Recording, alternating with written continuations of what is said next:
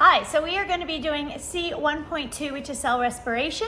We're going to do the SL part together, which is pretty small. So it's really just having a clear understanding of the purpose and the types. And then we'll move into HL, where you do really have to know quite a lot of detail about the stages. So for SL, the most important thing is that you have a really good understanding of the purpose at a kind of deeper level. So prior to really going into this topic, we would have just said to make energy for the cells. So to provide energy or to convert glucose into ATP. So we're going to phrase it a little bit more specifically with some correct terminology now. So we're going to avoid saying make ATP, and we're going to say the purpose is to phosphorylate ADP. So remember, when we make ATP, we are not making it from scratch. We are taking ADP and adding a phosphate to it. So we're turning ADP into ATP. That ATP can then be broken down for cellular functions. So again, we're going to use the right wording. So we're going to say ATP, which can then be we'll go to hydrolyze. We'll say undergo hydrolysis to release energy for cellular functions.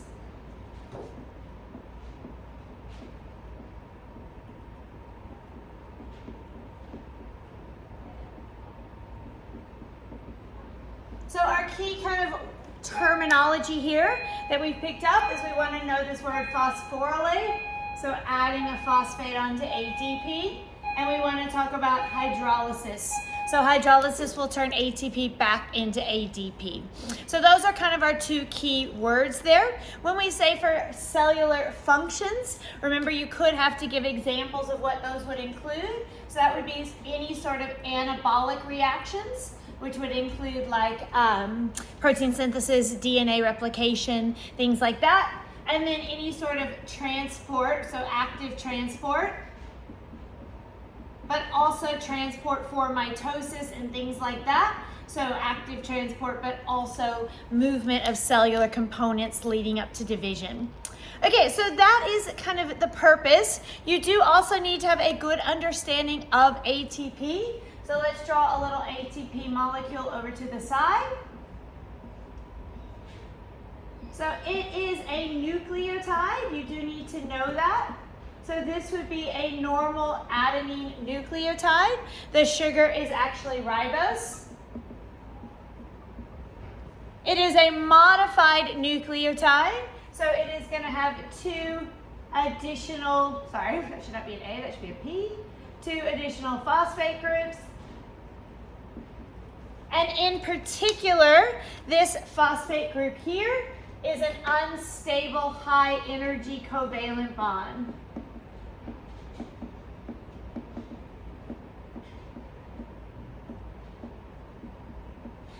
So when it is broken, it is going to release energy, and it breaks relatively easily because of its being unstable. So it doesn't take a lot to break it, and then it releases a lot of energy.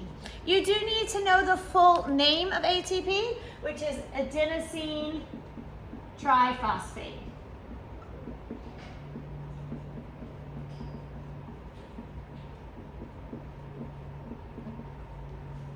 Okay. Another thing you need to know about ATP is what about it is beneficial. So we know that this is kind of the key, is that it has this bond that can be broken and reformed. The other fact that I want you to know about it is that it is water soluble. And what that means is it stays in the cytoplasm. So it is not going to actually leave the cell. So it ensures that each cell holds on to its ATP. It does not leave with the concentration gradient. And it also means it moves easily in the cytoplasm because of its aqueous environment. Okay, so that's kind of the first little piece. The next piece is that you're good on the types. So there are two primary types of respiration. So the main one is aerobic, but you do need to know a little bit about anaerobic. Anaerobic does have a lot of applications for yeast, bacteria, other organisms, and it's shown up a few other places in the course where we've talked about like obligate aerobes and things like that. So that's kind of the link there. So two different types So we're going to make a little chart. Try to draw a slightly straighter line. So for each type, let's go through what do you need to know about it. So you need to know about the substrate. So what things can it break down? You need to know whether or not oxygen is needed. You need to know the location. So where does it take place? You need to know about what it makes in terms of ATP.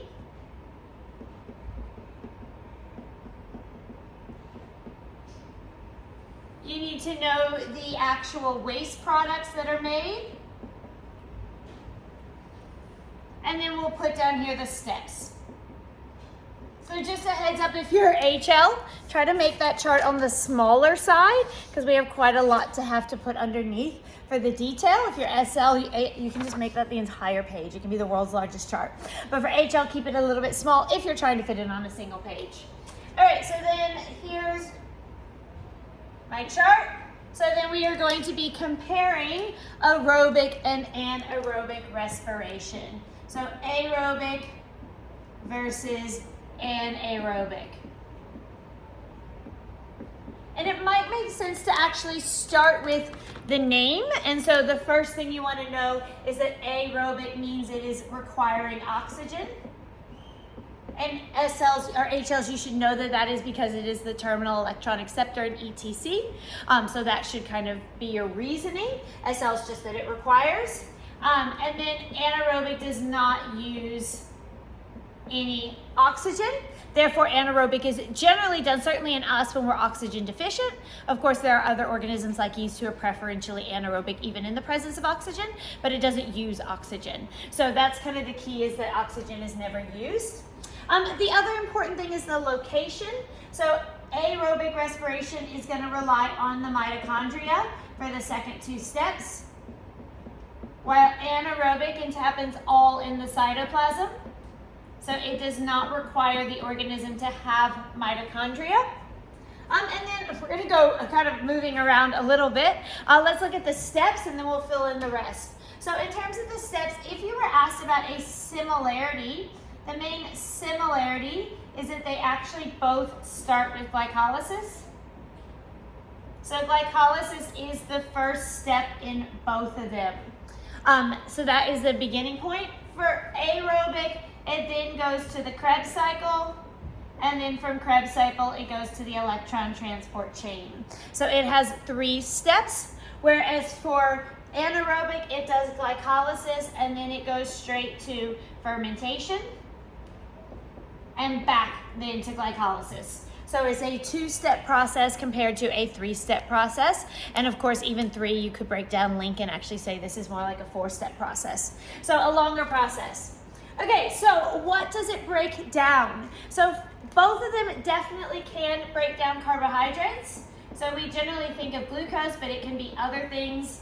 You can break starch down, you can use fructose, sucrose, so any sort of carbohydrate.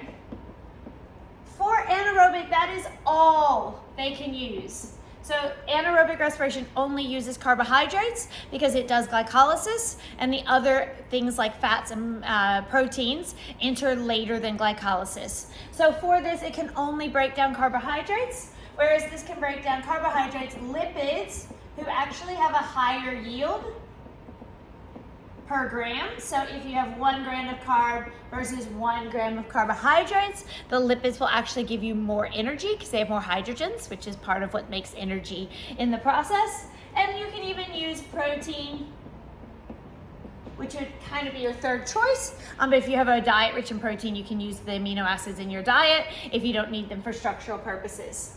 Okay, so why do this longer process? Is because of the higher ATP yield. So we're going to write it as greater than 30 ATP. There is not a precise number you need to know. So every book will have a slightly different amount. We're just going to phrase it that way. And then for anaerobic, you do need to know the exact number, which is exactly 2 ATP. And then what do they make as waste products? So glycolysis creates pyruvate. So at the end of glycolysis, you have pyruvate.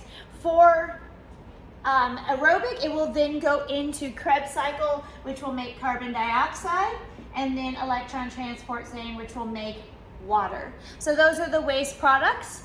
For anaerobic, fermentation makes different waste products. It makes either lactate, if you're making lactic acid fermentation, which is what we do, so that is what human muscles do, or ethanol and carbon dioxide, which is what yeast and a lot of plants do. So different waste products that have more potential to be harmful compared to the really safe waste products there. So those are the big differences. So I am going to go into glycolysis at the beginning of the HL stuff. SLs, it looks like you really only need to know that glycolysis is the first step and that it breaks apart glucose. So if you're happy with that, or you can watch kind of through the very first step of the next one and refresh a little bit on glycolysis, but the HLs have to know it at a much higher level. So really it's just that it's the first step. It takes the carbohydrate and splits it and makes pyruvate. Okay, so then let's look at the other component that you have to know about here at an SL level is what are some factors that influence it. So cellular respiration is heavily influenced by environmental factors. And the reason why it is so influenced by environmental factors is because of the fact that it is an enzymatic reaction. So all of these, so glycolysis alone requires 10 enzymes. So because of the number of enzymes, it's very dependent. So due to the enzymes involved.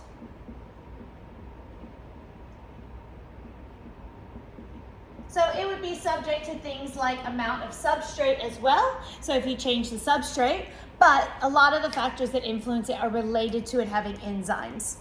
So examples would be temperature. So temperature is going to impact it because it impacts the enzymes that are present. All right, and then the last little bit is how could you measure that? So this is kind of a skill-based thing. So this is an area where they enjoy asking kind of database questions. So there was 3 different kind of ways that we looked at that are kind of essentially named in the syllabus. So you do have to be familiar with using a respirometer, or not using, but interpreting. And so respirometers track the use of oxygen.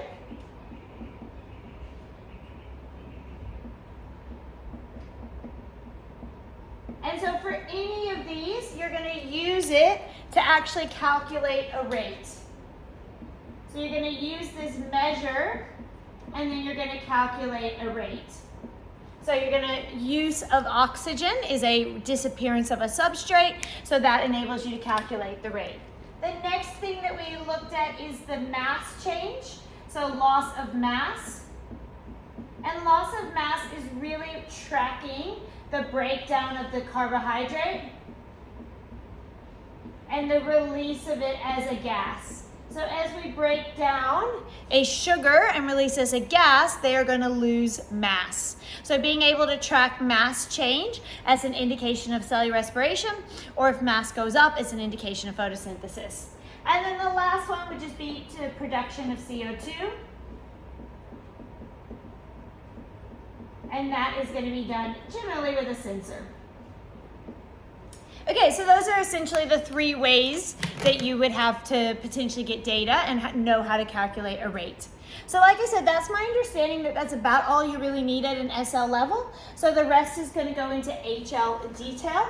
Like I said, if you want to watch on glycolysis, so just hang with us for a few more minutes because that is named, but it doesn't look like you have to know any details about how it happens, just that it's the first step of each.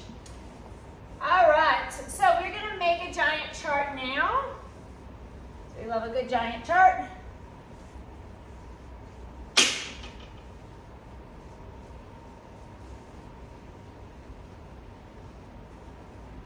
All right, so we are going to break down and end up doing 6 different stages which is going to seem like a lot, but I'm going to go into more detail at fermentation. So for HLs, you do need to know a little bit more about fermentation, and I'm also going to break down link reaction and Krebs. So that's where we get a total of 6 stages if we include all, 5 stages. 5 stages if we include all that. I am going to put electron transport chain and chemiosmosis together. Okay, so our chart, we're going to write all the way down here the stage.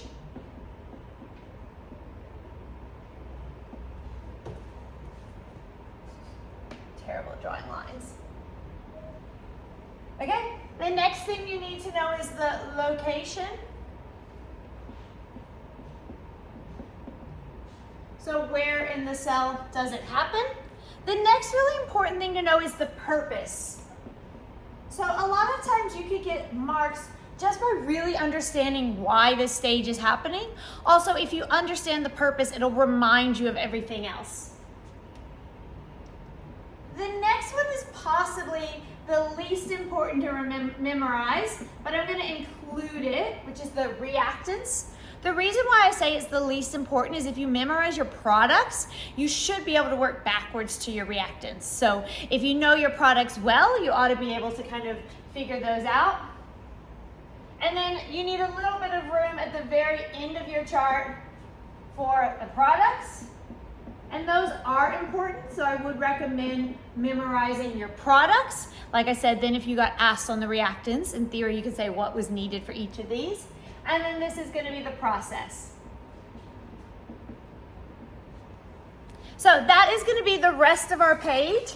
It is going to be unequally divided. So for instance, like fermentation and link are going to be pretty small, and we're going to need a decent amount of space for the electron transport chain. So just kind of divide it off as we go, but just kind of thinking ahead on that to make sure that you're leaving room for the electron transport chain. So like I said, we are going to start with glycolysis. So stage 1 is glycolysis. So this is stage 1. So that is going to be the first stage no matter what. We already said this, but we're just going to put it here because we want to be able to study one place that takes place in the cytoplasm. All right, in terms of what is the purpose? So the purpose of glycolysis, well, 2 things. So first of all, the purpose of glycolysis is to have an anaerobic process that makes ATP. So all the rest of the ATP requires oxygen. So this is the ability to make ATP without using oxygen. It doesn't make a lot of ATP, but it will make some ATP without requiring any oxygen. The other thing that it's going to do is it's going to start breaking down our actual carbohydrate. So it's going to break down a 6-carbon sugar into 3 carbon sugars. So we're going to start the process. The reason why I remember that is because glycolysis literally means splitting, so the breaking down of sugar. So that's really what the process does, but you do want to know really the purpose is all about making ATP. Okay, so I want to do the process and then we'll work backwards to reactants and products. So what we have to know here is you have to know 4 terms, and they are named in the syllabus, so they are something you need to be able to spout out in terms of the steps. So step 1, and there's 10 steps. So these are 4 broad steps. So these are 4 stages, maybe is a better word than step. So stage 1 is phosphorylation.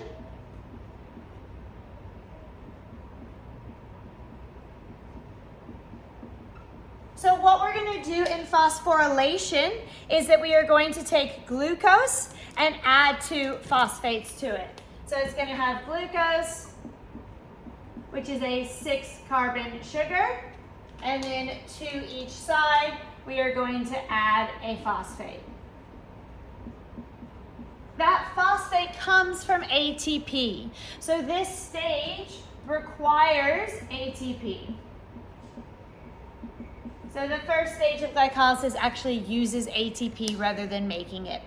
All right, then that actual 6-carbon sugar with phosphates on it is inherently now unstable. So the second stage is that it is going to break into 2 3-carbon sugars. So that's going to be called lysis. And so what's going to happen there is that we are going to break the 6-carbon sugar into 2 3-carbon sugars, each with a phosphate still on it. So I'm not putting the names of the intermediates that you don't need to know. So I want us to try to reduce kind of memorizing things you don't need. So we'll name the things you need to know. Otherwise, we'll just refer to them as their number of carbons. Okay, so then after that, the next step is that we are going to start grabbing some hydrogens. So remember, throughout this process, we want to grab onto the hydrogens because we're going to need them in the electron transport chain. So already at glycolysis, we're starting to prepare for that. So step 3 is we are going to take the hydrogens off and move them. So this is going to be called oxidation. You have to be a little bit careful. So we're oxidizing the carbohydrate to reduce the NAD. So it's a little bit confusing. Just be really clear. If you're writing on it, just make sure you're not mixing the terms. So NAD is reduced, the carbohydrate is oxidized. So it is going to still be a 3-carbon sugar. It is still going to have the phosphate attached. The difference is it is going to have 1 less hydrogen. So it is going to remove a single hydrogen. And that hydrogen is then going to be transferred to NADH. So NADH is going to come along and pick it up. So NAD. So it's NAD before it has that, and then it is going to move on to that. So we're going to take the hydrogens and transfer them onto NAD, and then off they go to the electron transport chain. Okay, then step 4 is then going to be actually making the ATP, so ATP production. And again, we're not calling it, we are phosphorylating ADP. These are the terms they chose to use, so you don't have 2 phosphorylations. So either way is fine. So now we have a 3-carbon sugar called pyruvate.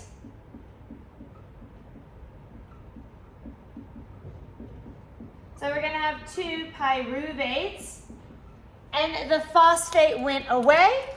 And each of these are able, not only do we gain that phosphate, which is great, but the actual kind of breaking it off actually provided the energy to make a second ATP as well. So here's my ATP. Okay, so again, pyruvate you need to know by name, the others you do not, so that's the only one I've named. So then if we were to do reactants and products, let's look and see. Well, first of all, I needed glucose. There's the reactants in red and products in blue. There is literally no reason for that, except it makes sense in my head. So glucose, we are going to need 2 ATP if we are going to split it. I'm going to need 2 NADs if I want to load that up. And then I'm going to need ADP as well. So I'm not going to put 4 ADP because once I use that ATP, I can use those ADPs. So anyway, you could write it as 4 ADP. IB thankfully is not hung up on numbers. It's more about what is there. Respiration numbers matter a little bit more, so we will try to track them. Okay, so then let's look at the products down here. So we're going to have, I messed up, 2 pyruvate. We're going to have 2 NADH now. The corsage, as long as you're consistent, you can call it NADH or reduced NAD. I think it's just easier to call it NADH because that reminds you that that's where the H went. Just try to be consistent with how you refer to it. And then we're also going to have the 2 ATP. So those are kind of my final products of glycolysis. So again, if you are watching at SL level, you would need to know the idea that it makes pyruvate, but you would not need to know these steps. Okay. So last little part that is still kind of relevant to SLs if you're still watching is to actually look at what if you do not have oxygen and it has to go into anaerobic. So I'm actually going to call this step 2B. The reason is that this is like step 2 on the other pathway. So this would be the less preferred step. So this is going to be step 2B. And this is now going to stay in the cytoplasm because this is still anaerobic. So why do we need, oh, and let's actually write the name of it, fermentation. Okay, so why do we need to have fermentation? So the reason for fermentation is 2 things. First of all, we need to kind of clear the pyruvate because our body doesn't have anything to do with pyruvate, so it's not a reasonable waste product. But more importantly, the main one you need to know is we actually need to oxidize the NADH in order to recycle NAD to restart glycolysis. So the purpose is going to be to oxidize NADH. And in doing that, we can recycle NAD. And if we recycle NAD, that allows us to restart glycolysis. NADH will automatically be oxidized in the electron transport chain if it goes through aerobic. So we just need to plan for it if it doesn't go in that direction. Okay, so let's look at the process again. So essentially, there's going to be 2 things. So we are going to have pyruvate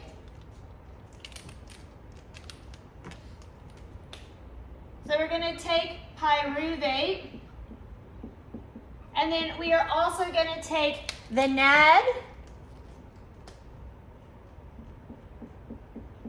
and it is NADH.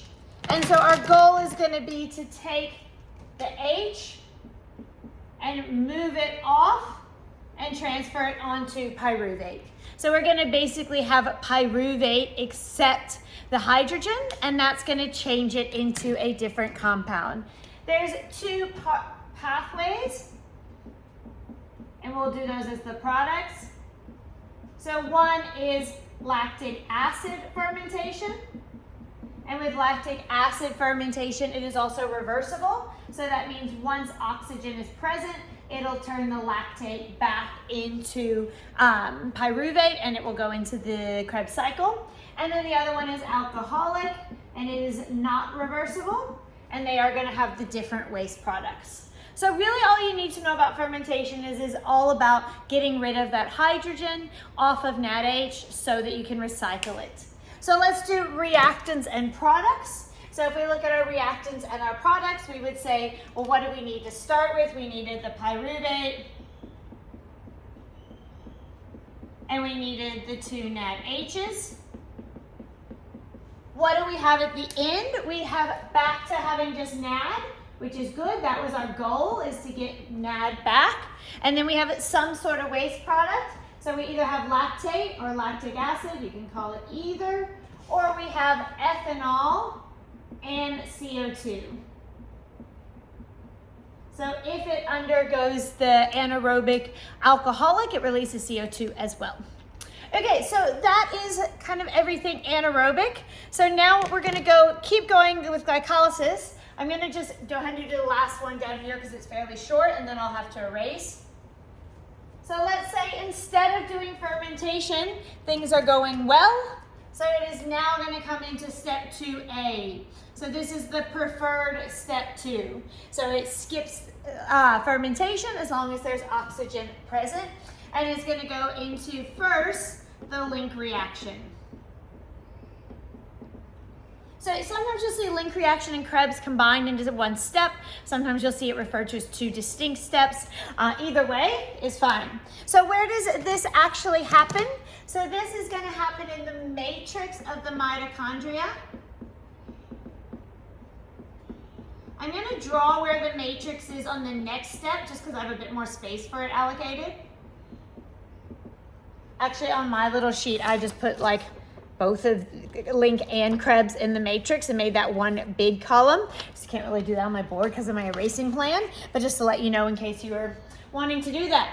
Okay, so that is going to be in the matrix of the mitochondria. So what is the purpose? So the purpose is Krebs cycle is going to be really important for doing lots of reducing coenzymes, reducing our carriers, getting rid of our hydrogens, shipping them off, and breaking down our carbon. However, Krebs cycle actually requires acetyl-CoA, so it actually requires a different carbon to activate it. So what we are going to do here is we are going to convert pyruvate into acetyl-CoA, because that is what is needed for Krebs cycle. So we're basically just kind of doing a quick conversion so that it can start the true cycle. Okay, so let's look at what happens here. So it's basically 2 steps in terms of what we need to know. So first thing we're going to do is we are going to actually oxidize pyruvate. And sometimes you'll see this step referred to as pyruvate oxidation for that reason. So let's remember, what do we mean by oxidizing? So what that means is I'm going to take my pyruvate and I'm going to pull a hydrogen off of it. And remember, I have 2 pyruvates, so we'll try to remember that as we go. And so I'm going to basically take away a hydrogen and I'm going to pop it onto NADH, or onto NAD, to make NADH. Okay, so that's the first step. Another term I'm going to put here that's going to come up a bit is that by oxidizing it, we're doing that by dehydrogenation. So same idea here, that is oxidation by dehydrogenation. It's annoying, but it's basically saying removing a hydrogen is how we oxidize it. So oxidize is loss of electrons, so dehydrogenation is clarifying that the electrons came from a hydrogen. Okay, so that is, we're going to oxidize the pyruvate, and then the next thing is that we are going to take a carbon and oxygen group off of it, so we are also going to decarboxylate it.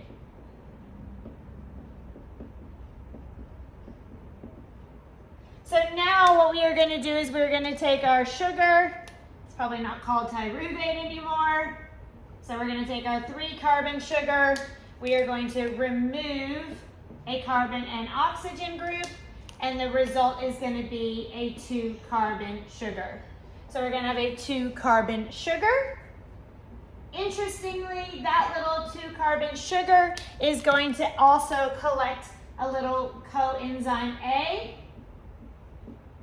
to become acetyl-CoA. Acetyl-CoA is kind of, it just what is required to actually enter the Krebs cycle. It's basically the CoA just transports it to the Krebs cycle, and then the CoA leaves right away. So this is acetate, this is CoA.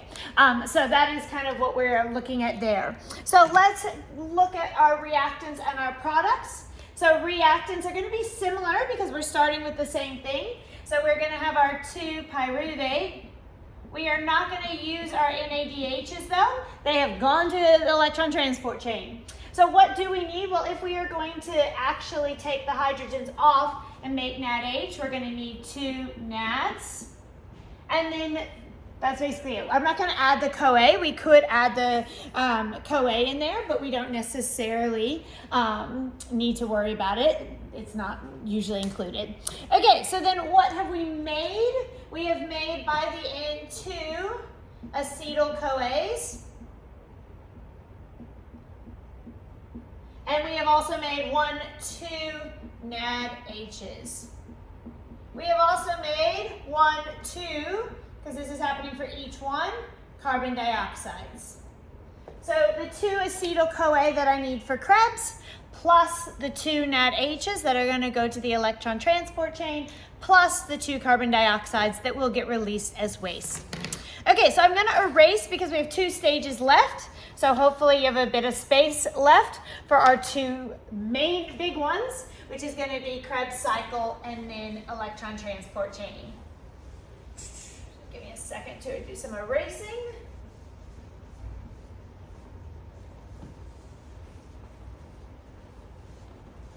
So for Krebs cycle, there's a lot of intermediates. So there are a few they have named. So they want you to know the names of oxaloacetate and citrate. So we will only write the named ones in and not worry about any of them that are not named. Okay, so I'm just going to redraw my lines.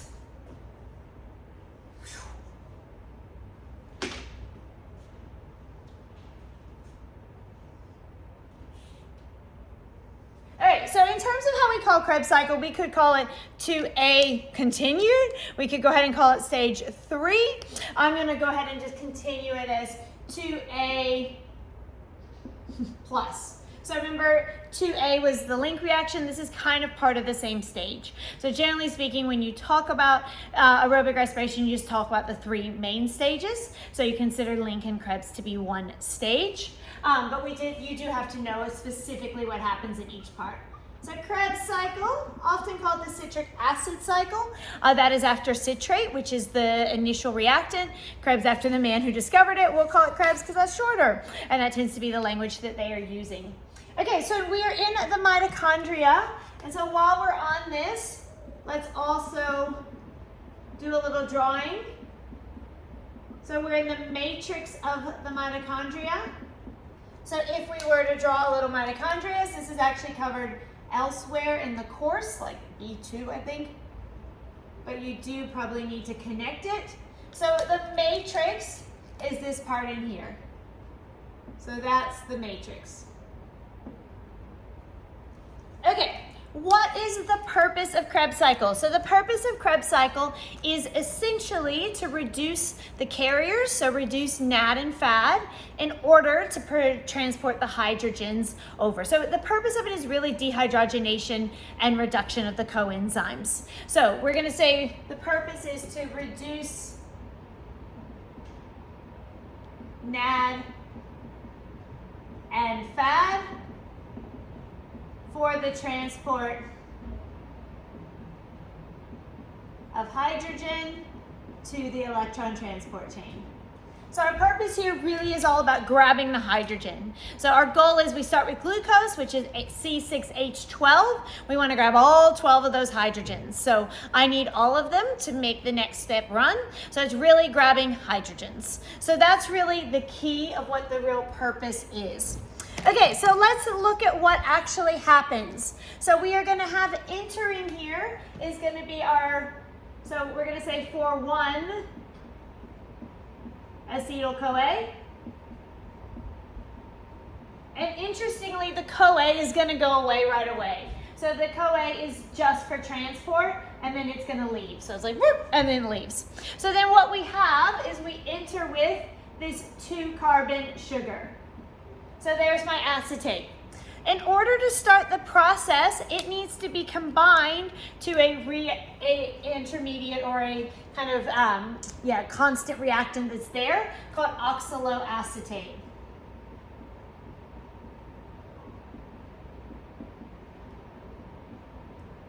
So oxaloacetate is a 4-carbon sugar that is in the matrix. So this is kind of a reusable reactant. So it is reusable and it's going to stay in the matrix. Okay, when those two combine, they now create a 6-carbon sugar, and that 6-carbon sugar is called citrate or citric acid.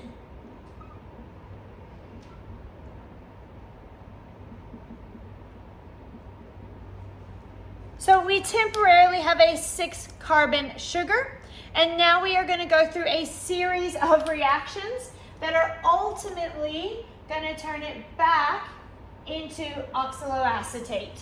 So it is going to start with oxaloacetate and end with oxaloacetate. So let's look at what happens in the process. So essentially we're going to have 2 events of decarboxylation. And decarboxylation is going to result in the release of carbon dioxide. Can get a bit confusing because you think, well, decarboxyl C and O, where does the other O come from? The other O actually comes from water, so the electron transport chain makes extra water, that some of it is used in Krebs cycle. You don't need that level of detail. All right, so decarboxylation is going to happen twice. The other thing that's going to happen multiple times, so 4 times in total, is dehydrogenation.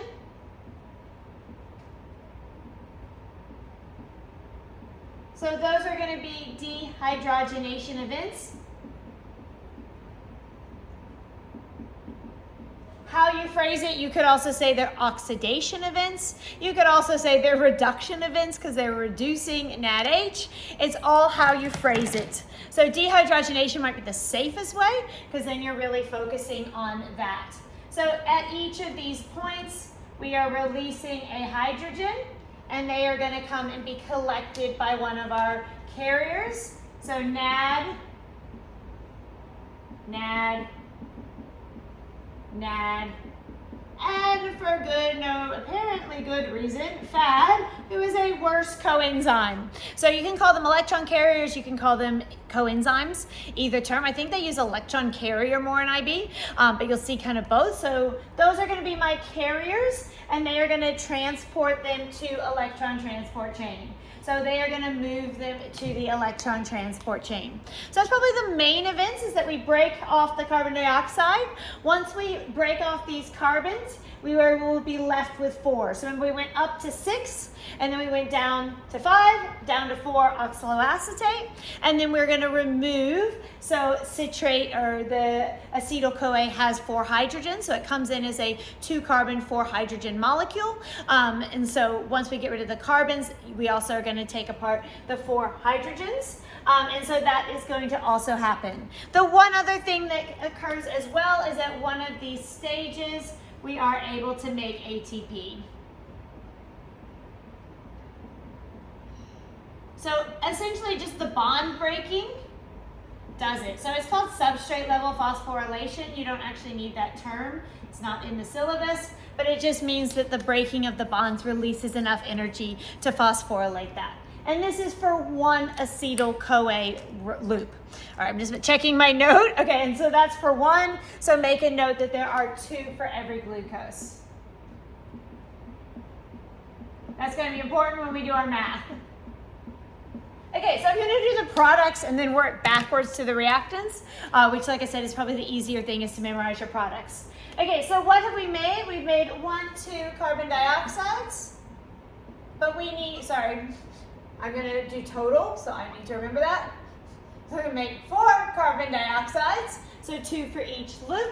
Next thing I'm going to do is check my NADs. So I did 1, 2, 3, and if I multiply that by 2, so 1, 2, 3, and then it does it again, 1, 2, 3, for a total of 6 NADHs. I'm going to have 1 FAD per loop, so a total of 2 FADs. And then I'm going to make 2 ATP. So those are my products. If I want to work out my reactants, I'm just going to essentially work backwards, which is why I said you can just memorize your products. So where does the 4 carbon dioxide come from? That's going to come from the 2 acetyl-CoA. Where does the NADHs? Well, I'm going to have 6 NADs if I want to make NADHs. I'm going to have 2 FADs if I want to do that. And then I'm going to have 2 ADPs. So those are the things that are going to be required. Okay. We are now ready for the big one. I probably spent too much room, but that's all right. We can make it work. All good. So what is our final stage? Actually, I'm just going to erase because I don't want to have to write small. So when we name the stage, it's a bit tricky. So the electron transport chain is generally what it's called, but bear in mind that's really only the first part.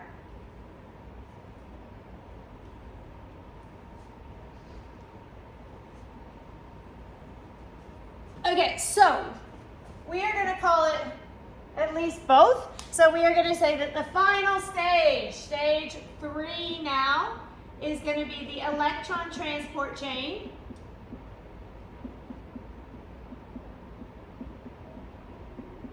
Plus chemiosmosis.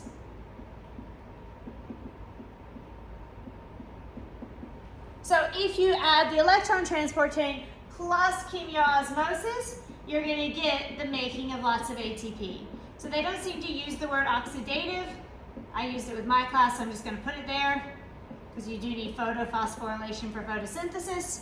So electron transport chain plus chemiosmosis creates the ATP. So you could call the whole stage oxidative phosphorylation. You could just call it ETC. You could call it ETC plus chemiosmosis. So depending on the question, how they phrase it. All right, so where is this going to happen? So this is going to happen along the inner membrane of the mitochondria into the intermembrane space. Sometimes you'll just see that really simplified as the cristae, because the cristae is essentially the folds of the intermembrane that create intermembrane space. So if you saw it just written as the cristae is just the term for the folds. So sometimes you'll see it written that way. So essentially what we're looking at now is that it is happening along this inner membrane, and then it is creating a proton gradient up here, like so. Okay, so what is the purpose? The purpose is to make lots and lots of ATP finally. So we are going to produce large amounts of ATP comparatively.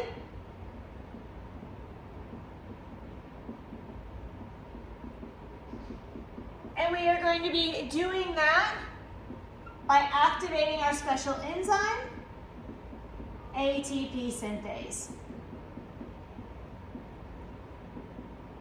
So make lots of ATP. How do we do that? Activate ATP synthase. Okay, so let's draw it. We're not going to draw a phospholipid bilayer this time. I know that's disappointing. We're just going to draw it as straight lines. You do not need to know the names of the carrier or the pumps or the carriers. So we're just going to draw them as pumps, and you don't need to name them. But you are going to need to know that there are 3. So there's hydrogen pump 1. There's proton pump 2. There's proton pump 3. And then there's ATP synthase.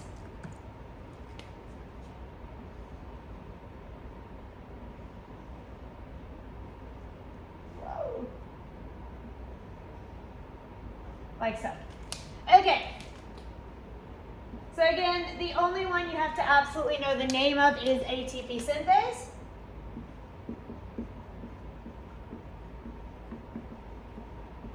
And also, I probably drew those a little bit too close together to include, but there's also lipid little ones that are going to transport it between them as well.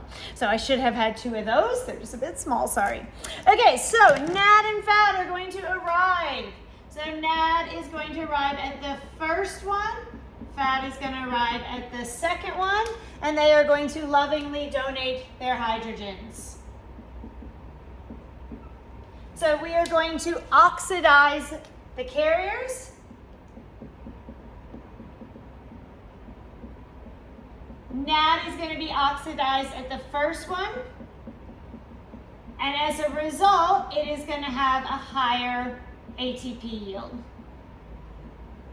So it is going to contribute more to the proton gradient. So there's going to be more ATP from every NAD compared to every FAD. Okay, so then they are going to do that. This hydrogen is going to now break into 2 parts. It is going to have a proton, and it is going to have an electron. The electron is going to go into this pump, and when it does that, it provides the energy for it to transport a proton up. So the electron is providing the energy for that pump to transport a proton. Then it's going to come over here, and then it's going to do the same at the second pump, and so it is going to also transport a proton. So in my class, we did go into the details, like 4 protons for every 2 electrons versus 2 protons for every 2 electrons. I don't see that detail written in the syllabus, so I'm not going to write it for the revision. So we're just trying to make sure we don't overload ourselves and learn the most important stuff. So then the electron's going to come over here, and then last stop is the last pump, and then it is going to return to the matrix. So then the last pump is also going to put a proton, and it is going to move it up. So we're pumping protons up. Where do the protons come from? They come from the NAD and the FAD. So they arrived and they lost their hydrogen, and that is where we got our protons from. What they're going to do is they're going to create over here a positive proton gradient.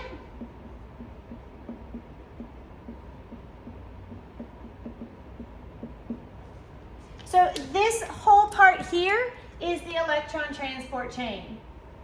So this is ETC. So that is the electron transport chain. And remember, this up here is the intermembrane space.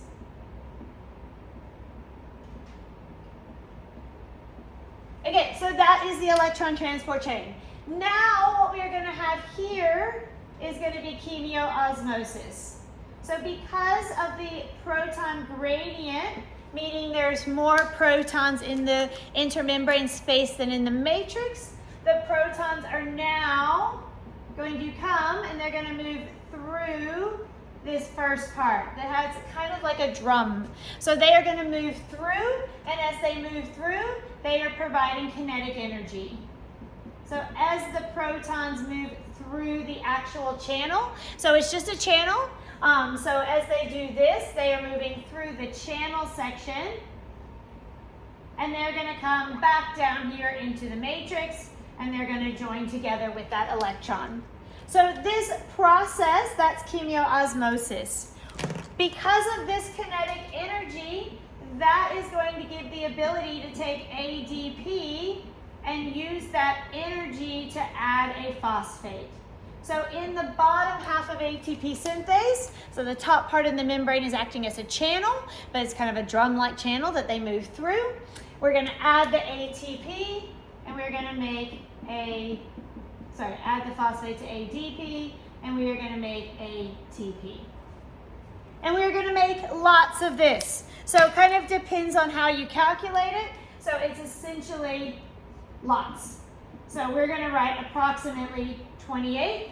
The way they calculated that is like 2.5 per NAD hydrogen, 1.5 per FAD hydrogen. There's not a reason for the 0.5. It's just, it in theory could do 3, but it's never that efficient.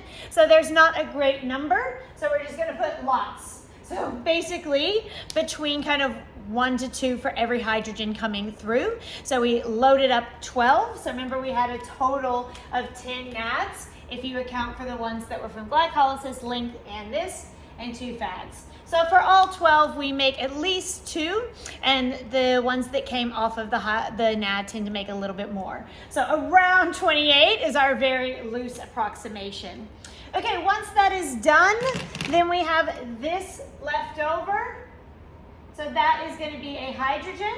And so we need another electron carrier or acceptor. So we've had the carrier moving it. So now enter oxygen. And oxygen is going to be my terminal electron acceptor. So it is going to pull these in and create H2O, which we're going to call metabolic water. That's just water that's made from metabolism. Okay, so that is essentially the process. It's going to check that I haven't forgotten anything. Oh, just remember that this down here is the matrix. So that is why the coenzymes are there, because that's where they begin. All right, that looks great.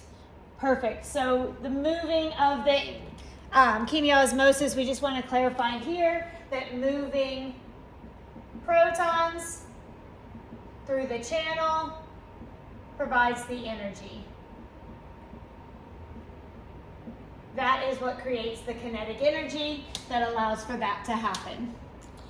All right, let's do reactants and products. I'm going to do reactants first this time. Let's mix it up. Let's see what all we needed. Do reactants have numbers? Products are a bit more broad. That's why I'm doing it that way.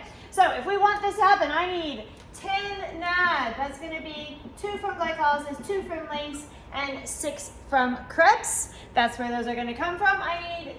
NAD H. I need 2 FAD H.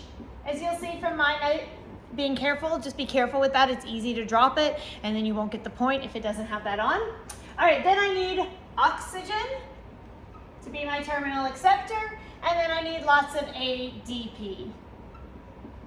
So as we use up ATP, the ADP will return here to be used. All right, what are the products then? So the products is we're going to do approximately 28 ATP. That's what Oxford uses. Pearson doesn't even try to give a number. The syllabus doesn't have a number. So it doesn't really matter if you put around 30, don't do more than probably 32 would be max. 34 might be absolute max. Don't do more than that, but we're just going to go around 28. Then we're going to make water. So in theory, we're going to make 6 total waters, but again, sometimes it actually creates more water and transports some of it to Krebs, so you don't need to worry about that. But the outcome is going to be we need to deal with all 12 hydrogens, so we need to end with at least 6 waters. And then we need to recycle NAD and FAD back to the beginning so they can go and they can continue the process. All right, so that is everything. Next up, photosynthesis. Okay, so last part of C1 is going to be on photosynthesis. So like last time, it's a little bit more of a clear split where we should be able to go through the SL content kind of in a block and then pick up the HL content. And similarly, the HL content is really on the specific stages, whereas your SL is kind of your more big picture information. So one thing that is distinctly mentioned here in the syllabus is the formula. So it's not ever actually really mentioned in the one for cellular respiration, possibly because I think the emphasis is on aerobic versus anaerobic. But for here, it really does say you need to have a word formula or chemical formula, and then you need to kind of understand the different components of it. So let's start with that. So we are going to have 6H2O. So I like to write water first because water is the first reactant to go in, plus 6CO2, and then we're going to have the arrow to show it as a chemical reaction. And then again, I'm going to list oxygen first because it's the first waste product. So 6O2 plus C6H12O6 for glucose. So we're going to add a little bit more detail here. So first of all, let's remember that all of this requires light. So we wouldn't write it as part of the chemical equation, but we do want to note that that's important. So let's start with the light. So the light is going to come and it's going to split the water. So we're going to split the water right away. And that's essentially the first component of photosynthesis is photolysis. So for HLs, it's slightly after the activation of photosystem 2, but for SLs, we're basically saying that's where we are going to start with. And so the emphasis is really going to be on this hydrogen. So when we split water, the purpose of water is to provide the electrons and therefore the protons, the hydrogen needed to reduce carbon dioxide. So what we're going to do is we're going to take this. So we're going to take just the hydrogens, we're going to add them to carbon dioxide, and then that is going to make the carbon compounds. So that is going to be used to reduce or to fix carbon dioxide into organic compounds. So we're really wanting this understanding that at its core, photosynthesis is basically the process of adding hydrogen to carbon dioxide to generate an organic compound. The oxygen then is just the waste product. So this is going to be released at the start.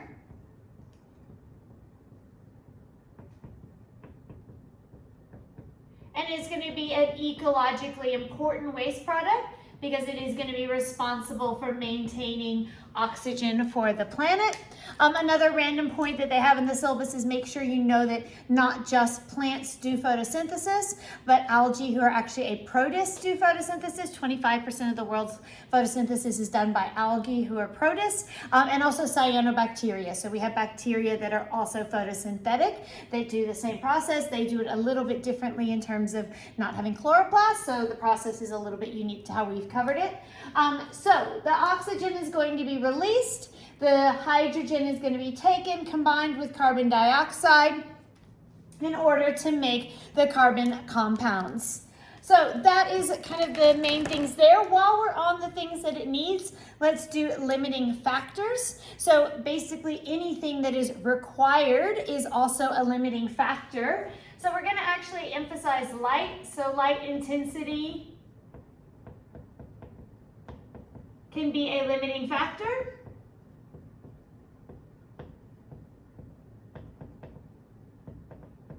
So I have said can be because we do know that if you just keep increasing the light, you're probably getting to a point where the enzymes are all working at max capacity. So it's not, it's going to plateau. So it's going to increase up to a point. Also, temperature is significant.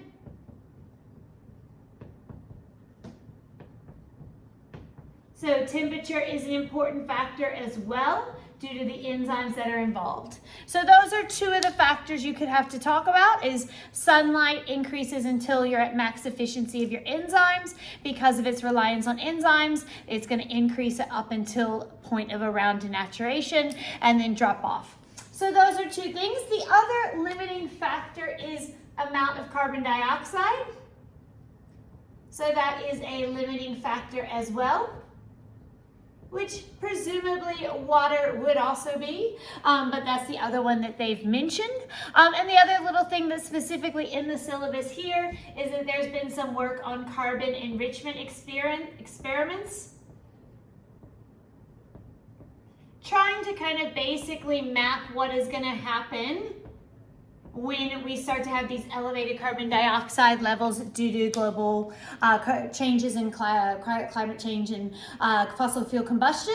So we're going to have more carbon dioxide in the air. So some experiments are being done to try to see what the impact therefore will be on plants. There's certainly positive impacts, but even within positive impacts, there are some negative in terms of overproduction of pollen and things like that. So because we know that is a limiting factor, there has been some research being done to try to predict how that's going to impact things. Okay, so now let's kind of go into this whole photolysis thing. So photolysis is just splitting by light, and the actual splitting process is done by pigments. So this is going to be due to pigments, which of course are going to be found in the chloroplast.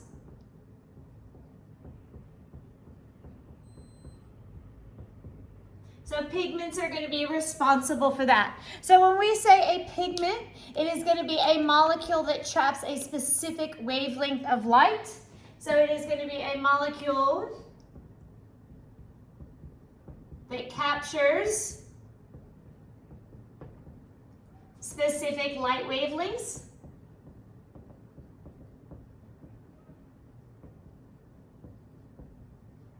And so we are going to look at this idea that it's important that there are more than one pigment, because if we had a single pigment, it would be very limited to its specific wavelengths. So by having multiple pigments in chloroplasts, we can increase the absorption. So different pigments are going to capture different wavelengths.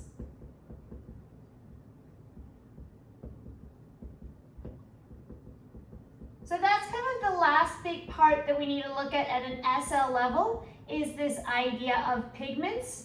So you do need to know essentially what the pigment range, for each pigment, what its wavelength range is. And we're going to show that with an absorption spectra. Then you need to link that to the action spectra, and then we're going to quickly talk about how you would separate those with chromatography. Last little bit is, what does it do once it captures it? So we said it captures wavelengths of light. What they do is they're able to grab onto that light, so they capture the sunlight and use it to excite electrons. So it excites electrons within the pigment or within the photosystem, so the electrons become excited, and then the excitation of electrons ultimately leads to the conversion into chemical energy, which is what's actually used by the cells. So when we get to it in SL or HL, we're going to clarify that more specifically. So electrons create an electron transport chain, lead to the transport of protons, which activates ATP synthase. So you need to know how. SL, you just need to understand that connection of light, pigment, excited electrons, chemical energy. So the very kind of basics of it will be sufficient at that level. Okay, so let's look at this idea of specific wavelengths. So we can capture this notion of specific wavelengths with absorption and action spectra. So these are two different curves. So we're drawing them together just because probably we're lazy space-wise. So we're just gonna draw the general shape of the action spectra on top of the absorption spectra, but you could be asked to draw only one or the other, so they are different concepts. So when we are drawing these, we are going to create a graph. Over here on the y-axis, it depends on what we're doing. So essentially, if it's absorption, then the y-axis is going to be the rate of absorption. If it's an action spectra, then the y-axis is going to be rate of photosynthesis. So you would need to change the axis, because when we are doing action, we are looking at the overall process. So we're not just looking at the light specifically, we're looking at the process as a whole. So I'm just gonna put for right now rate, because it depends on which one we were looking at. Down here, we need to have the wavelengths. So with my class, I've said that pretty much my key is to just use the color. So we're gonna use the color to build it. And then that way, if you can remember their color absorbency, then you'll be okay, because then you can link it that way. So we're gonna have purple first. Purple goes to blue.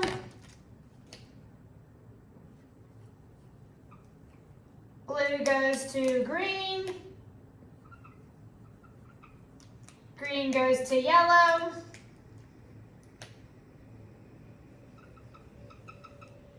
Yellow goes to purple or orange. And then to red. So that's our basic idea.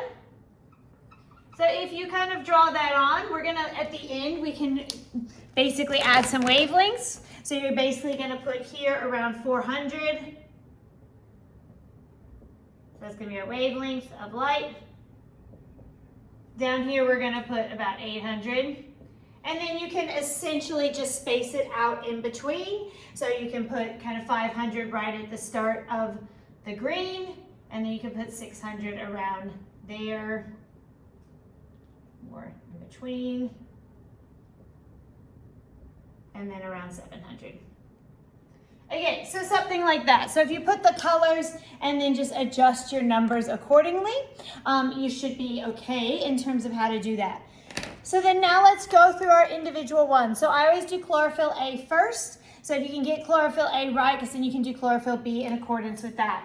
So when we do chlorophyll A, it's gonna already have some absorbance. We wanna show basically a really good peak at the blue. So make it peak right here at the blue, then start to go down. You should basically have no absorbance of green. That's why it's going to reflect green. And then it's gonna be all the way through, and then it's gonna peak again at red, but not as big of a peak. So a smaller peak, like that. So that is gonna be chlorophyll A, and chlorophyll A is the most important. So chlorophyll A plays the most substantial role in the light reactions. So it's gonna be our most important one. All right, then chlorophyll B, we're gonna show it is actually gonna peak a little bit later, and it's actually gonna go a little bit higher here, then come down. So it's gonna come down in the green. It's actually gonna peak again a little bit earlier, maybe in the kind of orange. but not as big. Okay. So again, this is not the world's most perfect, but if you were asked to draw it, they would not be assessing for like little bumps and stuff. You would be basically trying to make sure we have them in red and blue. So we have red and blue for chlorophyll A, and then we have kind of showing the difference there. So chlorophyll A is very much in the kind of right at the start of blue, and then right peaking in red. This one's gonna be a little bit later into the bluish green over here, and it's also gonna peak a bit earlier. The only other one you would need to draw is carotenoid. So carotenoid is gonna peak later than all of them. So it's gonna peak more like here towards the yellow, and then it is gonna come down like that and absorb orange. So if you can remember chlorophyll, the chlorophylls are going to reflect green. So if you can remember the reflection color, it'll help you. So carotenoids reflect orange, so they need to be down by orange, whereas these are going to reflect green, so they need to come down at the green stage. Then that's the key. So that's the overall shapes that you would need to know. I realize I need to label the other two. So this is going to be chlorophyll B. And this is going to be carotenoids. There are other pigments, but if you were asked to draw it, you would be okay to draw those three main ones. So then the action spectra is going to take all of them into consideration, but it's still going to have its clearest link to chlorophyll A. So it is going to have its absolute peak here at chlorophyll A. It's going to already start to go down. So it's going to look something like that. So it is going to essentially be the sum of all of them. But because chlorophyll A is the most important, we do want to show that its absolute peaks should align with the peaks of chlorophyll A. So that's kind of my general guideline for it, is that you should show an extended period of activity reflecting chlorophyll B in the carotenoids. So the fact that it has these two pigments extends how long it can maintain. So, and it's not going to dip as low because of the fact that it has that, and then by the time this one's coming down, this one's already active. So we do have that little smaller dip, and then we should have, again, my next peak should definitely show up aligning with chlorophyll A. So that is my action spectra. It is basically the sum of all the pigments. So it should be the sum of all the absorption spectra. And it is going to most align with chlorophyll A. Okay. So that is our action and absorption spectra. The last little piece of SL is that how we would actually separate these. So we have these different pigments, and we could actually experimentally separate those with paper chromatography.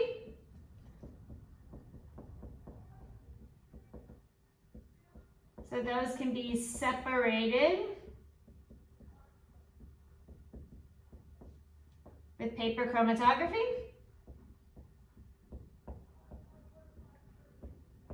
And so this is a fairly simple technique, just to kind of quickly go through it. So we would be taking filter paper like so. We would be putting it in an environment where there is water. So here's my water. We are going to put a leaf extract that should contain all the pigments. So this is going to be leaf, which is going to have multiple pigments. And then we are going to submerge it here in water. What's going to happen is the water is going to migrate up. As it moves up, it is going to collect the pigments based on their solubility. So the more soluble the pigment is, the faster it is going to move up. So we are going to separate them by their solubility, which is interesting, although mainly, usually the goal is really just, honestly, just to separate them, just to see what pigments there are. We're not necessarily using the solubility all the time. And so we should see, if we did this, that the carotenoid would usually sit at the top. It's highly soluble, so it'll be close to the solvent. So usually we'll stop it where the water line is. So that would be the distance the water went up. And then your two chlorophylls are going to be lower down. So then you'll have your chlorophyll A next and your chlorophyll B after that. So that's the pattern you would see on paper chromatography of those three pigments. So the idea is that they're going to move at different rates due to solubility.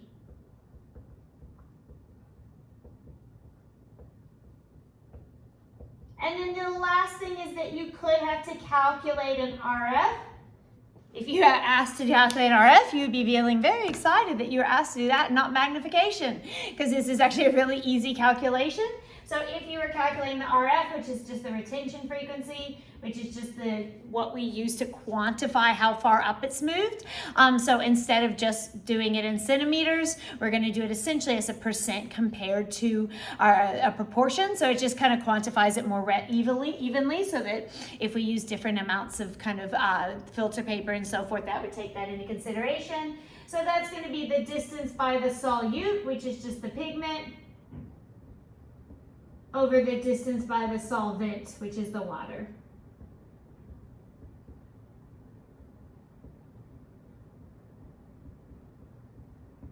So it's this divided by this for each one. So the ones that are higher up are going to have a higher RF. The ones that are lower down are going to have the smaller RFs. And that's just, again, a mathematical tool to quantify and analyze that. Okay, so that is everything that you need to know that's SL. So for HL, we're going to go into the two phases now. Okay, so just like in respiration, the key with HL is going to be really to focus in on the stages. So because there's only two, we're going to kind of do it like a chart again, but there's only two stages, so we're not going to do it quite as elaborately. And then we're also going to do an uneven division because there's just a little bit more to show in terms of the light-dependent reactions. So you want to use like 2/3 of your space for light reactions, and then we'll just do 1/3 of our space for the Calvin cycle. There's still a lot to memorize there, but it's just a little bit less visual, so that's why. All right, so we're going to put stages of photosynthesis.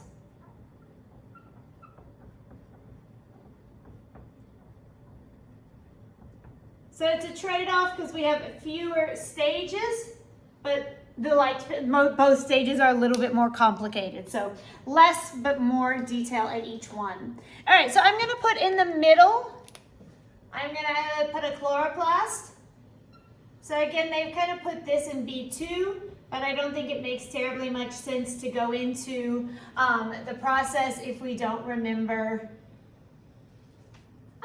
the structure of the chloroplast. So I'm going to put my chloroplast there, and then I'm going to put light reactions on this side, and then Calvin cycle on this side of it. So there's my chloroplast,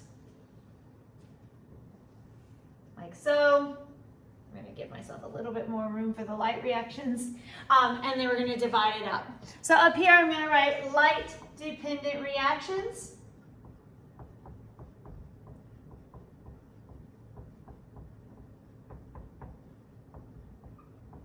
And those are going to happen in the thylakoids. Oh no! All right, so in the thylakoids. So the thylakoids are where we're going to actually have the chlorophyll. So the thylakoids are going to be the part of the chloroplast that is actually going to be green, like so. Okay, so that's stage 1, and then stage 2 is going to be the Calvin cycle. And that is going to happen in the area around the thylakoids, which is called the stroma.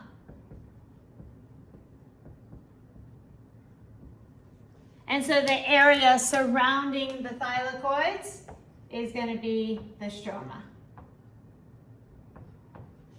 Okay, so that's to distinguish where they happen. So like we did for cellular respiration, I do want to clearly look at what are the reactants, what is the purpose, and what are the products. So I'm going to kind of divide my space accordingly. So we're going to do purpose, reactants, drawing, and then space at the bottom for products. So leave yourself some room. So that's kind of the general idea of where we're going to do that. So let's start with the purpose. So what is the purpose in each of them? So the purpose, if we remember the purpose, we can usually work out the products. So I'm actually going to start with the Calvin cycle. So writing the wrong thing. So the purpose of the Calvin cycle is essentially the purpose of photosynthesis. So the purpose of the Calvin cycle is to make the glucose. So this is where we are actually going to produce the glucose. So this is where we are going to convert carbon dioxide into organic food.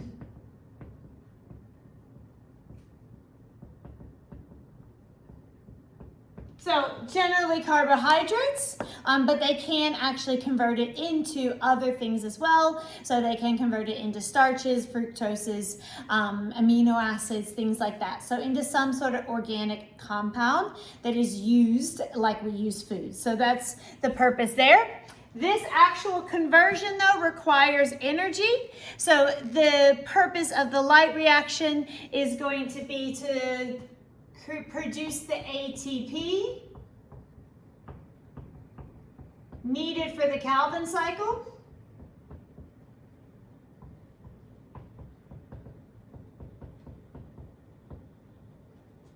By trapping sunlight.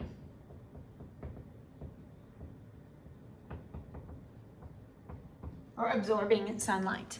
So we're going to grab the sunlight and convert that into ATP. So that is going to be essentially the purpose. So I'm going to do the main diagrams first, and then we'll do reactants and products at the end. So just a reminder, this is going to be our space to come back to reactants.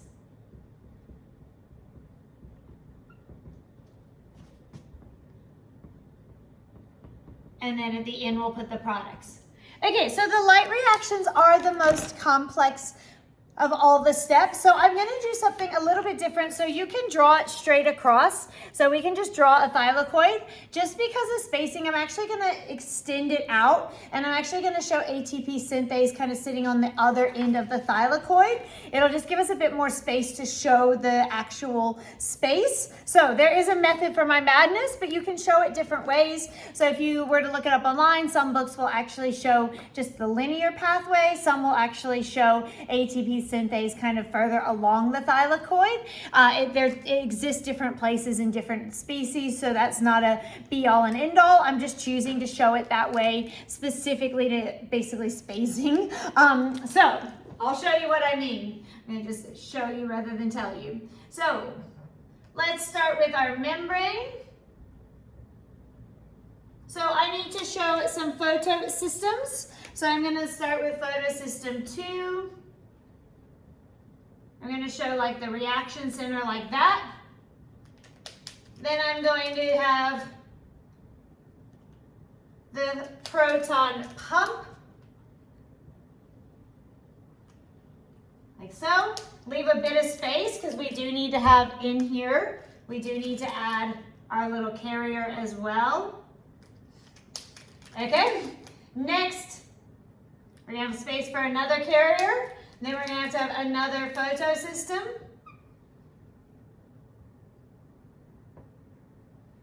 Like so. Then we're going to have another carrier. Then we are going to have our enzyme, NADP reductase, which again I could have drawn further down as well. Then just to show the idea that this actually happens in these little discs, I'm going to actually show it curving. I'm going to try to not run into the bottom quite so badly. So I'm going to show it curving like so. So this is a thylakoid. So this is one of these little curved things. And then I'm going to have ATP synthase down here.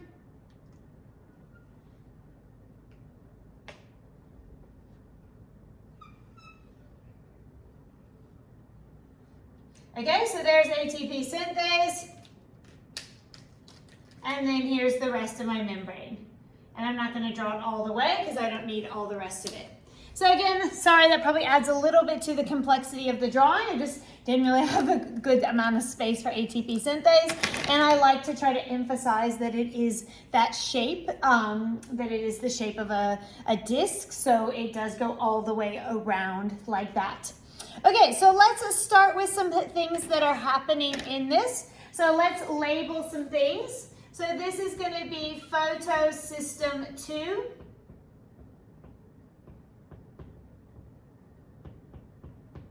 This is going to be photosystem 1.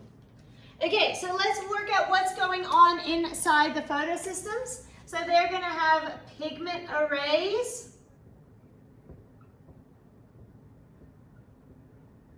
So those are representing my pigment arrays. And the pigment array is ideal because it is going to optimize which wavelengths can be absorbed, as well as basically optimizing the amount. So by having more pigments, you have more absorption of more wavelengths. So this is going to be good for increased absorption and also increased wavelengths that can be absorbed. Okay, so what's going to happen is the light is going to come in and it is going to hit my pigments. So it is going to hit at my pigment array, and that is going to send excitation through. So that's going to travel through my photosystem. So as the photons of light are absorbed, they are going to be bouncing through my photosystem. So they're going to essentially be transferring energy between them. In the reaction center, so in the center is called the reaction center. So we have the pigment arrays at the side. So pigment arrays in the reaction center. In the center of the reaction center is my 2 chlorophyll A molecules. So that is the special 2. So those are going to be the special chlorophyll A molecules. So there's 2 molecules of that. When the actual light comes and it travels through, it is going to excite the electrons that are sitting in the special 2, and they are going to leave the special reaction center and get transferred to the next carrier. So a couple things before we go further. I should name the carriers. You do not have to know the full names. It doesn't look like, but all the books include it. But I'm just going to use the abbreviations. So we're just going to call this PQ. We're going to call this PC. This is going to be cytochrome B, and this is going to be ferredoxin, so FD. So again, it's probably not the most worthwhile thing to memorize the names of because it's not named in the syllabus that you have to know them. So my assumption is you don't need to know them by name other than the photosystems and the enzymes.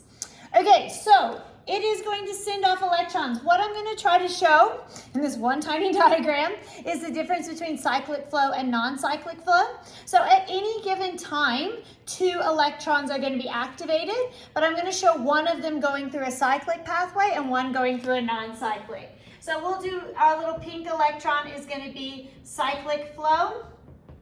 Sorry, yep, doesn't matter which one's which. And then we'll show in purple a non-cyclic flow.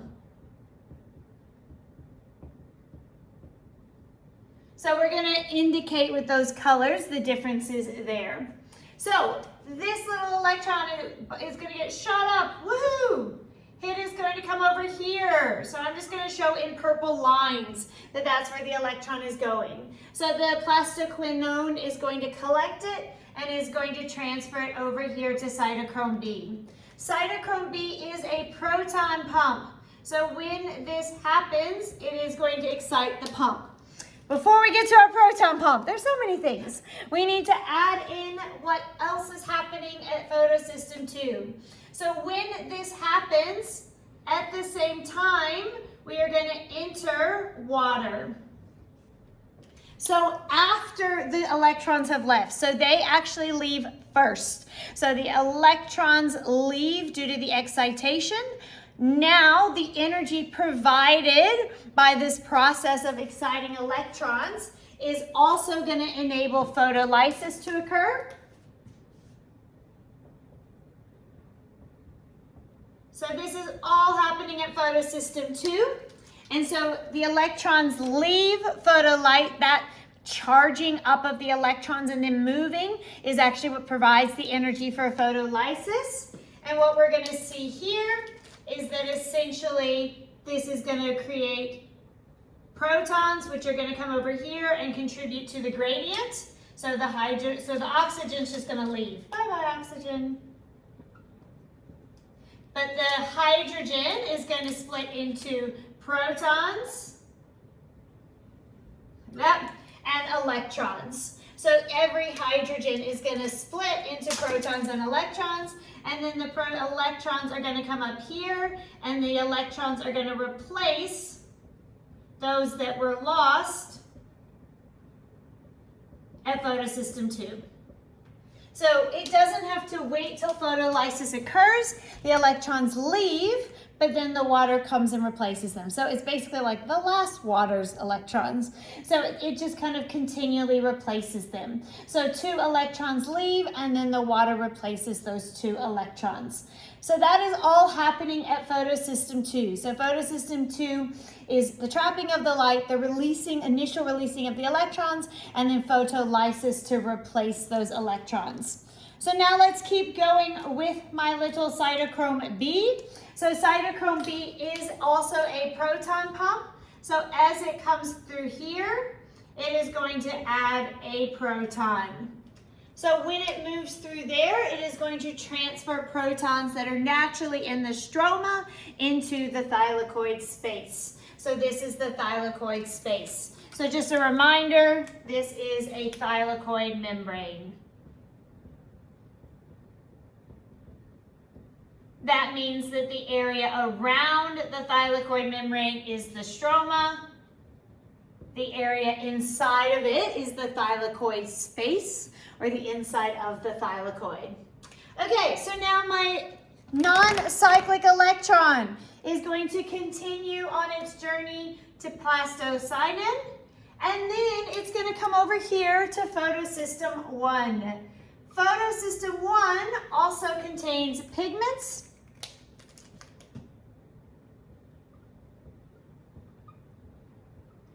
That are also being excited by photons. So that's actually really happening at the same time. It's not like waiting on photosystem 2 to finish. It's happening at the same time. It also has a special tube. And it also donates electrons.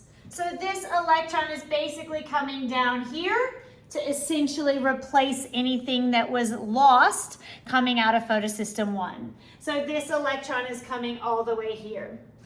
Then the ones that would be leaving photosystem 1 are going to come over here to ferredoxin, and then come over here to NADP reductase. So this is NADP reductase.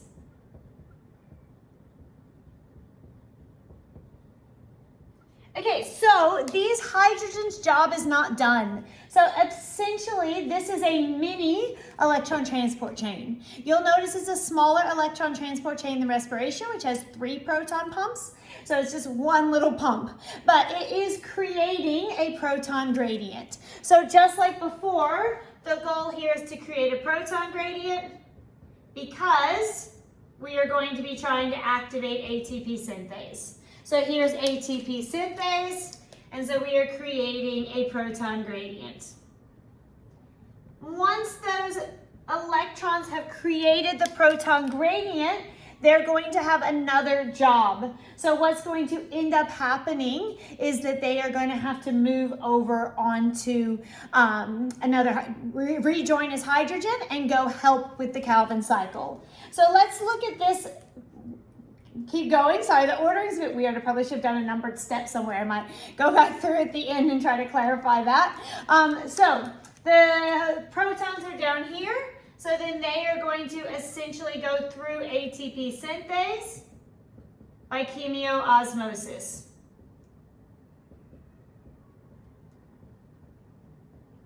So that is going through ATP synthase, and that process, of course, provides the energy to phosphorylate ADP and make ATP. So that is the production of ATP. This little guy here is going to have to combine up here. This is all the stroma. So the hydrogen proton and the electron are going to rejoin together. So basically he's being pumped out of the membrane space into the actual stroma. So this is stroma, this is stroma. So essentially these guys are both done. So this electron has made his journey. This proton has already kind of come through ATP synthase. So he's going to go join back up. So I won't show him going through the membrane. He's going to have to go like through the side. So he's going to have to go around and access it that way. Okay, so that is now these two are done. And so what they are going to do is they are going to hop onto a NADP, and they are going to make NADPH. So that's going to come over here. I'll use the same color that I used for respiration. That would make sense. So here we have NADP, and that is going to become NADPH. So both of them, when they're done, are going to go hop onto NADPH. So that is a non-cyclic flow. So what we've done with non-cyclic flow, I'm just going to give a little numbered order. So it's going to start here at the reaction center. It's going to come plastoquinone, cytochrome B, plastocyanin, down here to photosystem 1. Then that is going to come across here to ferredoxin, and then all the way over here to NADPH. So that is the journey of that electron. And then the proton has its own journey because he gets pumped basically through ATP synthase and comes back and joins to go on to NADPH. So that is the journey if it is non-cyclic. If it is cyclic, it's going to start out the same. So it's also going to get excited, also going to come to plastoquinone, also going to come over here to cytochrome B, also going to come over to plastocyanin, also going to come here to photosystem 1, also going to come here to ferroxidin, but now ferroxidin is actually going to transport it back over here to plastoquinone. So it is going to restart the electron transport chain. So if it does that, instead of step 7 going straight over to NADPH, it is going to come essentially back to step 2.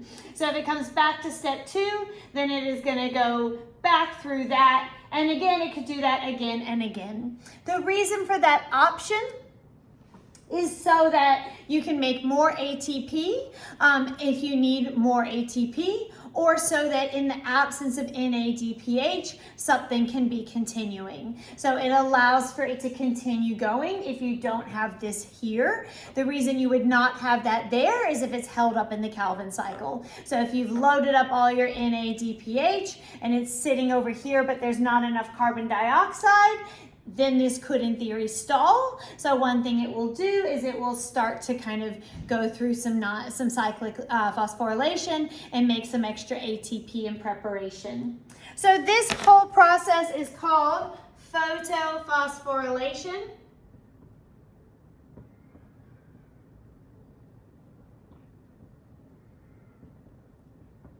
That is the making of ATP using initially the energy that started from that. I had more room on my paper. I'm not sure what I've done here, but I at least want to just quickly add that if you have a cyclic flow, then you are going to just make lots of ATP. If you have non-cyclic flow, you're going to make ATP and NADPH. It is eventually going to have to undergo non-cyclic because you need to make NADPH. The question becomes essentially how many loops of cyclic flow does it do before it goes into a non-cyclic pathway. So at any time, this can continue on. So again, cyclic just keeps redoing the electron transport chain. The reason why it would do that is because if it does the electron transport chain again, it can increase how much hydrogen is being moved into the thylakoid, which can increase the proton gradient, which can make more ATP.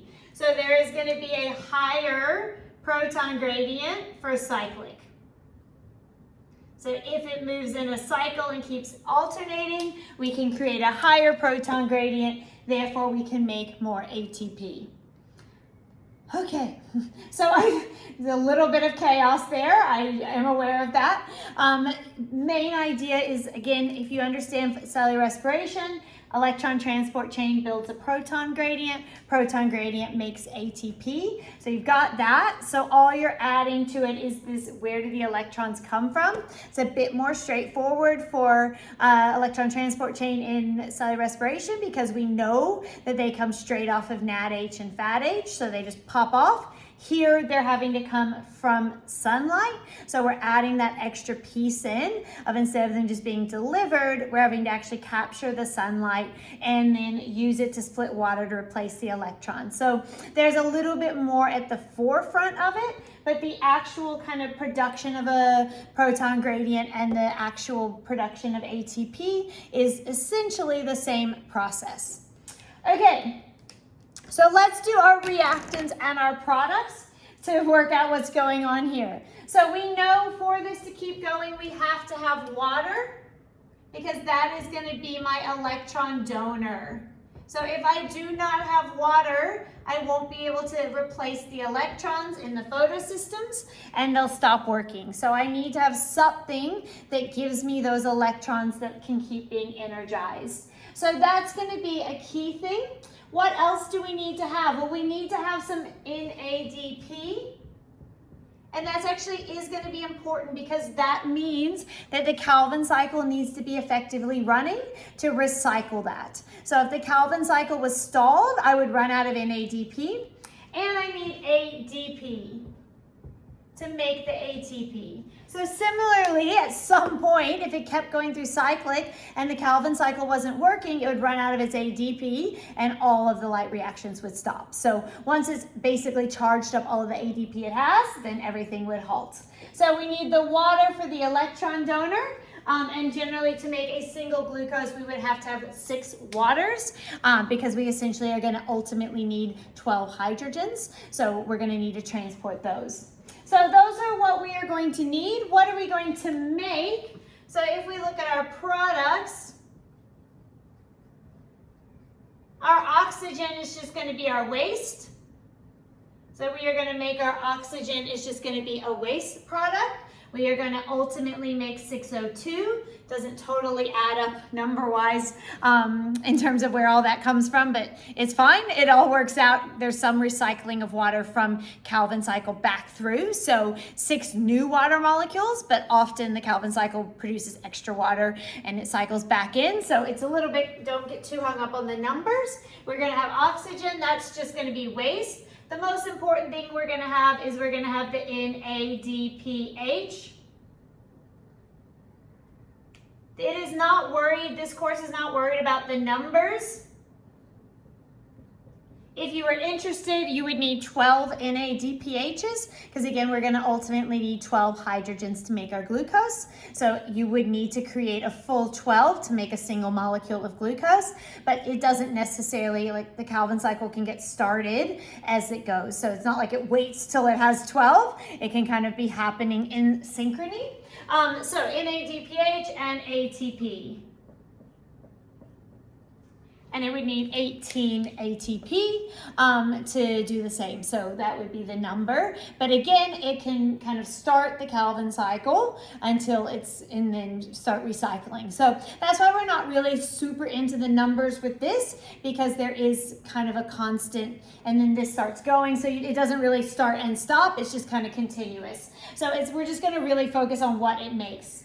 These two are crucial for the Calvin cycle to work.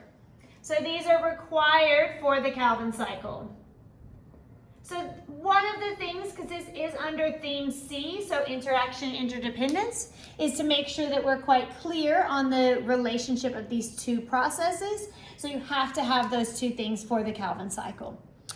All right, we're going to do the Calvin cycle. It's a little bit easier. It just has, but there's less to kind of draw, and there's less movement. It's just this and this go together, then this and this go together, and so forth. So a little bit more straightforward, hopefully. So what do we have with the Calvin cycle? So what I would like you to know is the three main stages. So you are going to need some names of reactants. Okay, so stage one is called carbon fixation. So for carbon fixation, we are going to take carbon dioxide. So I'm going to show it as 3 carbon dioxides. So essentially each cycle uses 1, but you're not going to get a meaningful output without doing 3. So I'm just going to show it as 3, but you could do it as all 6 or whatnot. But it makes the most sense if you do it 3 at a time. So if we take 3 carbon dioxides plus 3 Ruby P. So you don't have to know the full name like Rubiscolo, you can just call it Ruby P, but you do need to know the name Ruby P. And Ruby P is a 5-carbon sugar. And it is going to be recyclable, so we're going to end with it as well. We need an enzyme for this reaction. So I'm just going to draw a little Pac-Man figure to be enzyme, and that enzyme is going to be Rubisco. Rubisco is the most prevalent enzyme on Earth. So it is really important. Also, it is just not very efficient. So plants have to have lots of Rubisco to essentially function. It's slow. It doesn't work very well at low carbon dioxide concentrations. So lots of Rubisco is needed. And then that is going to produce glycerate 3-phosphorate or something. We're just gonna know the abbreviations. I think you would be fine on this one particularly because it's kind of annoying. It does have a 3 in it, but it has it initialized in the syllabus. So I'm gonna say that we are okay with GP. So GP is actually going to be a 3-carbon sugar. So what's going to happen is we're going to essentially add the carbon dioxide here. And so as we add the carbon dioxide onto it, it is going to create a 6-carbon sugar. So on each one. So it's going to be 3 of these.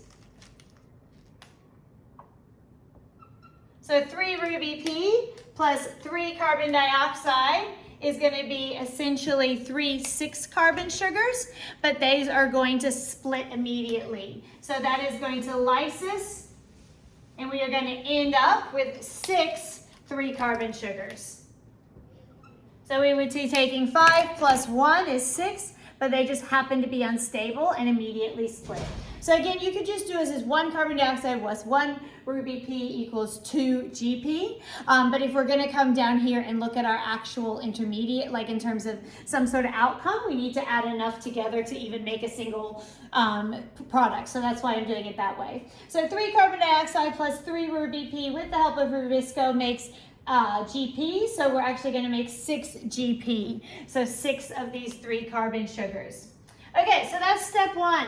Stage 2 then is called reduction. So now we're going to take these 6 GPs and we are going to add to it hydrogen from NADPH. So it's going to be delivered from NADPH. So it's really just the hydrogen, but we're just clarifying. You could just write it as plus NADPH, but we want to make sure that it's really the hydrogen. This process here does not actually require well, it does use enzymes, but you don't need to know the name of an enzyme. But what you do need to know is that this requires energy. So you basically need an ATP molecule for each GP. So for each GP that you add a hydrogen to, that is going to require ATP. That is now going to make 6 triose phosphates. I wouldn't mind you knowing the name of this one. You can just learn it as TP, but that one's probably more important than the other one. So let's just use Ruby P and GP, but we'll use triose phosphate. So that's going to make 6 triose phosphates. Of those 6 triose phosphates, one of them is going to be removed to make organic compounds. So one of them is going to be removed for organic compounds.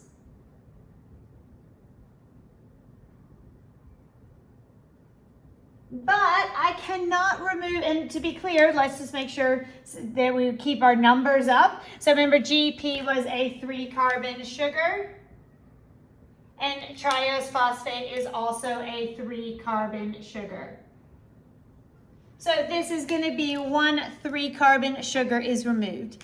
That's why I said we had to draw it as 3 carbon dioxides, because you have to put in 3 carbon dioxides to pull out a single 3-carbon sugar and keep the cycle regenerating. So that is why I've drawn it that way.